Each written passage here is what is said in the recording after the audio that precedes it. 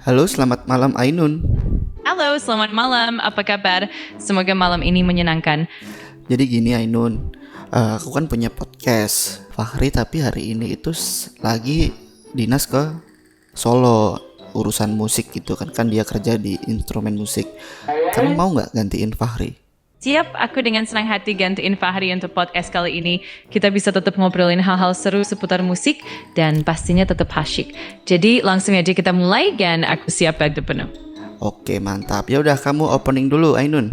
Halo guys, selamat datang di podcast kita, tempat di mana kita ngobrolin musik dari berbagai sisi. Malam ini aku, Ainun, bakal nemenin kalian karena Fahri lagi Salah, openingnya salah. Halo guys, tempat di mana kita ngobrolin musik bukan cuma dari bunyinya, tapi juga dari ceritanya. Malam ini kita bakal ngobrol seru bareng aku, Ainun, karena Fahri lagi dinas keluar kota. Jadi tetap stay tune dan nikmatin obrolannya.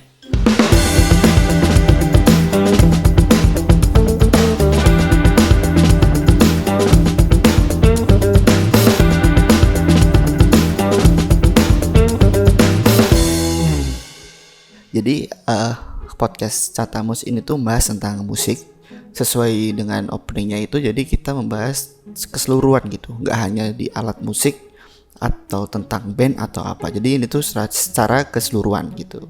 Wah, seru banget tuh. Nah, ada masalah, kita bisa ngobrolin apa aja tentang musik, mulai dari definisinya, elemen-elemennya, sampai ke pengalaman-pengalaman unik di dunia musik. Jadi silakan aja tanyain apa yang kamu penasaran, dan kita obrolin bareng-bareng. Tapi kamu jago nggak musik? Sebenarnya aku pengen tahu sih tentang musik gitu ya. Nah, aku penasaran gitu. Sekarang tuh kan banyak banget tuh musik-musik viral gitu, musik-musik potongan gitulah yang 15 detik sampai 30 detik gitu. Nah, tapi yang terkenal itu cuman cuplikannya gitu, cuman potongannya gitu. Fullnya tuh malah orang tuh jarang tahu gitu. Itu kenapa ya? Iya, itu memang fenomena yang menarik. Salah satu alasan utamanya adalah perubahan cara konsumsi musik. Orang-orang sekarang cenderung lebih cepat mengonsumsi konten, jadi potongan-potongan singkat atau cuplikan lebih mudah tersebar dan lebih cepat dikenal. Sementara itu, karya penuh seringkali butuh waktu lebih lama untuk dinikmati dan mungkin gak secepat itu tersebar luas. Tapi justru disitulah serunya, karena kita bisa gali lebih dalam lagi. Misalkan nih, kalau sebagai pencipta lagu gitu atau penampil lagu gitu, apakah dia akan merasa tersinggung atau enggak ya? Kira-kira nih. Itu sebenarnya tergantung dari masing-masing pencipta atau penampil. Ada yang mungkin merasa tersinggung kalau karya mereka hanya dikenal lewat cuplikan-cuplikan singkat karena mereka ingin audiens menikmati keseluruhan karya mereka. Tapi di sisi lain, ada juga yang melihat cuplikan sebagai cara untuk menarik perhatian orang dan justru memperluas jangkauan karya mereka. Jadi tergantung perspektif dan tujuan masing-masing. Ada positifnya juga gitu ya. Iya, betul banget. Cuplikan singkat itu bisa jadi alat promosi yang efektif, membantu menarik perhatian orang baru, dan bikin mereka penasaran buat dengerin keseluruhan karyanya. Jadi, meskipun ada tantangan, tetap ada sisi positif yang bisa dimanfaatkan untuk perkembangan musik kita sendiri. Kalau kamu suka apa lagu cuplikan gitu? Coba dong nyanyiin. Wah, aku sendiri sih lebih fokus ke ngobrol dan kasih informasi, jadi nggak bisa nyanyi. Berarti nggak bisa nyanyi? Iya, betul. Aku memang gak bisa nyanyi secara langsung, tapi aku tetap bisa bantu dengan berbagai informasi, diskusi, dan hal-hal seru lainnya seputar musik. Jadi kita tetap bisa seru-seruan tanpa harus nyanyi bareng. Ini aku sambil ngerokok boleh nggak? Tentu nggak masalah. Yang penting kamu nyaman. Kalau ada yang mau dibahas atau butuh teman ngobrol, aku tetap siap di sini. Ngomongin tentang viral ya atau hype gitu. Nah, sekarang itu kan ada genre baru nih namanya hipdut. Tahu nggak hipdut? Iya benar, hipdut memang lagi naik daun dan cukup menarik buat dibahas. Genre ini punya ciri khas yang unik dan pastinya banyak yang lagi penasaran sama perkembangan serta pengaruhnya di dunia musik. Yuk kita gali lebih dalam lagi. Apa sih hipdut itu? Hipdut itu sebenarnya gabungan dari unsur hip-hop dan musik dangdut. Jadi punya sentuhan ritme dan beat yang khas dari hip-hop, tapi juga ada nuansa musik dangdut yang kental. Jadi hasilnya unik dan fresh, dan lagi berkembang banget di kalangan anak muda. Seru banget buat di-explore. yang aku tahu ya, itu kan ada namanya Tensi, Naikila sama Jamsi gitu, yang lagunya Garam dan Madu itu, tahu nggak? Iya benar, Tansi Naikila dan Jamsi memang lagi naik daun, terutama dengan lagu Garam dan Madu yang cukup viral. Mereka berhasil menggabungkan unsur hipdut dengan sentuhan lokal yang unik, sehingga lagunya punya daya tarik tersendiri. Memang seru banget mengikuti perkembangan musik mereka. Nah, kalau misalkan nih, kamu Ainun disuruh gabungin nih dua genre gitu, suruh gabungin gitu, yang kira-kira di 2025 atau 2006 nanti yang kira-kira akan meledak gitu, itu apa? Dari Ainun apa? Wah, seru juga ya kalau ngomongin kemungkinan kolaborasi genre ke depannya. Mungkin salah satu kombinasi yang berpotensi meledak adalah gabungan antara elektronik atau EDM dengan unsur tradisional atau etnik dari berbagai daerah. Bisa juga gabungan antara musik jazz dengan hip hop sehingga menciptakan suasana yang fresh dan dinamis. Intinya, kreativitas tanpa batas pasti bakal ngasih kejutan-kejutan seru di masa depan. Jadi tetap harus ada hip hopnya gitu. Maksudnya kalau genre lain gitu, Anda kepikiran nggak Ainun? Iya, bisa banget. Selain hip hop, ada juga genre lain yang menarik untuk digabungkan. Misalnya menggabungkan musik klasik dengan elektronik, atau mungkin jazz dengan musik kontemporer seperti lo-fi. Bisa juga eksplorasi genre seperti reggae dengan unsur-unsur modern, atau pop dengan sentuhan dunia. Intinya, perpaduan yang kreatif dan inovatif bakal selalu bikin musik jadi lebih segar dan unik. Oh gitu. Jadi nanti ketika aku pengen nih buat musik dengan genre yang baru gitu, dua gabungan genre gitu, bisa nggak kita diskusi gitu tentang liriknya gitu, kan sesuai sama opening kan, tempat dimana kita ngobrolin musik bukan cuma dari bunyinya tapi juga dari ceritanya gitu. Mau nggak? Siap banget, aku senang banget kalau bisa bantu diskusi soal genre baru dan juga liriknya. Kita bisa eksplorasi ide-ide kreatif, nyambungin bunyi dan cerita supaya musiknya nggak cuma enak didengar, tapi juga punya makna yang dalam. Jadi kapanpun siap, kita bisa mulai obrolannya. Oke, makasih ya. Sama-sama, senang banget bisa bantu. Kalau ada hal lain yang mau didiskusikan atau pengen ngobrol lagi, tinggal bilang aja ya. Belum kelar, ini masih ada 3 pertanyaan. Nah sekarang kan banyak lirik lagu nih yang tiba-tiba jadi caption story WA gitu, story IG gitu. Nah kalau kamu sendiri Ainun, ada nggak kepikiran satu potongan lirik gitu yang bisa dijadiin status WA atau story IG gitu? Wah, seru juga ya kalau mikirin lirik yang pas buat status. Mungkin sesuatu yang singkat, penuh makna, dan mudah dibagikan. Contohnya lirik yang menginspirasi atau yang bikin perasaan lebih hangat. Misalnya sesuatu yang berbunyi setiap langkah adalah cerita atau dalam setiap nada ada makna. Jadi lirik yang simple tapi bermakna bakal cocok banget buat status. Nah kalau kamu apa coba? Satu aja kasih contoh lirik dari lagu Indonesia tapi ya. Mungkin bisa pakai lirik seperti hanya rindu yang tersisa atau setiap detik ada makna yang singkat dan gampang diingat.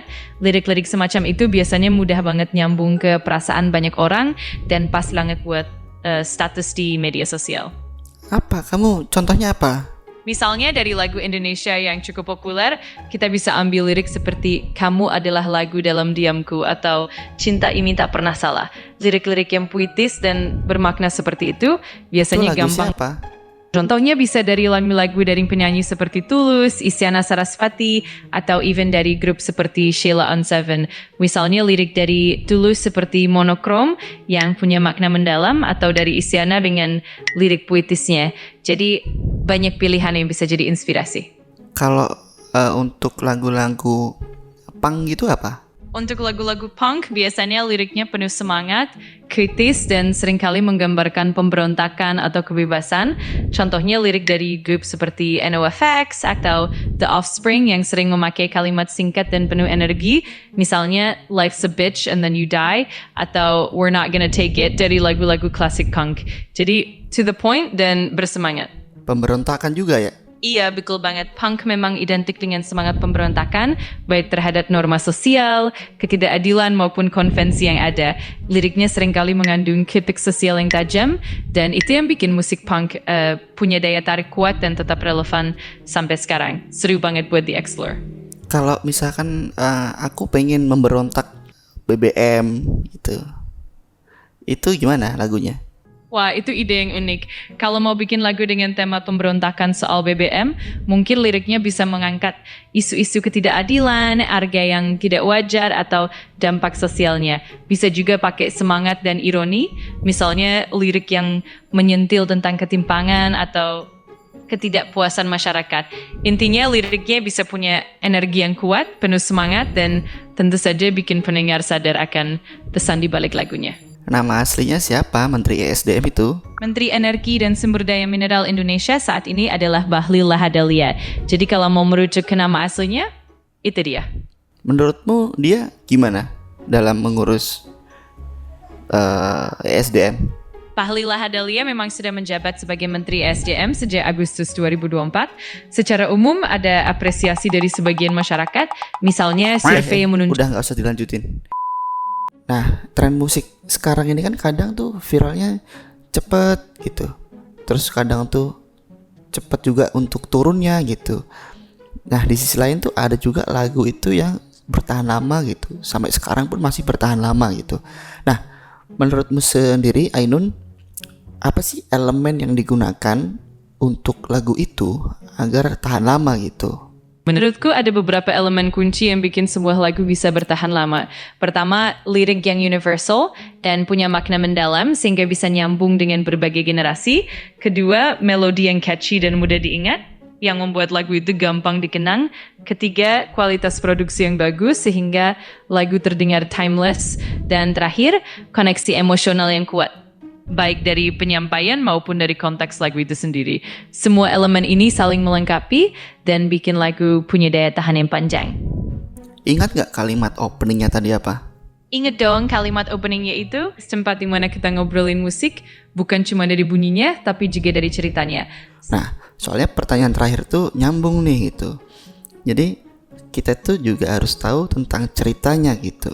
Nah, kalau kamu nih ada kesempatan untuk buat lagu gitu atau merancang lagu gitu biar viral di media sosial gitu, tapi tetap punya nih makna-makna yang bagus gitu dan cerita yang bagus gitu, kira-kira format yang bakal kamu angkat atau format yang bakal viral gitu itu kayak gimana nih? Misalkan kayak challenge atau dance atau apapun gitu, kira-kira apa? Wah, seru nih kalau dibayangkan. Menurutku kombinasi yang menarik itu bisa berupa lagu dengan lirik yang kuat dan juga tantangan dance yang mudah diikuti sehingga orang-orang bisa dengan cepat ikut berpartisipasi. Selain itu bisa juga menambahkan elemen visual yang menarik seperti cerita di balik lagu yang disajikan lewat video pendek atau storytelling yang bikin orang penasaran. Jadi formatnya bisa berupa lagu yang catchy ditambah tantangan dance atau challenge yang interaktif plus cerita yang bermakna supaya bisa viral tapi tetap punya nilai. Kasih masukan dong kalau misalkan podcast Catamus ini pengen buat lagu nih gitu. Enaknya dengan genre apa ya? Wah, seru nih. Kalau podcast Cata Musik pengen buat lagu, bisa banget dipertimbangkan genre yang fleksibel dan punya banyak ruang untuk eksplorasi. Misalnya genre indie pop atau folk yang santai dan hangat, atau bisa juga electropop yang modern dan catchy. Dengan begitu, lagunya bisa nyambung sama berbagai kalangan pendengar, sekaligus punya sentuhan yang unik dan berkesan. Oke, terima kasih Ainun untuk percakapan kita pada malam ini. Udah mau bantuin si Fakhri yang karena hari ini nggak bisa.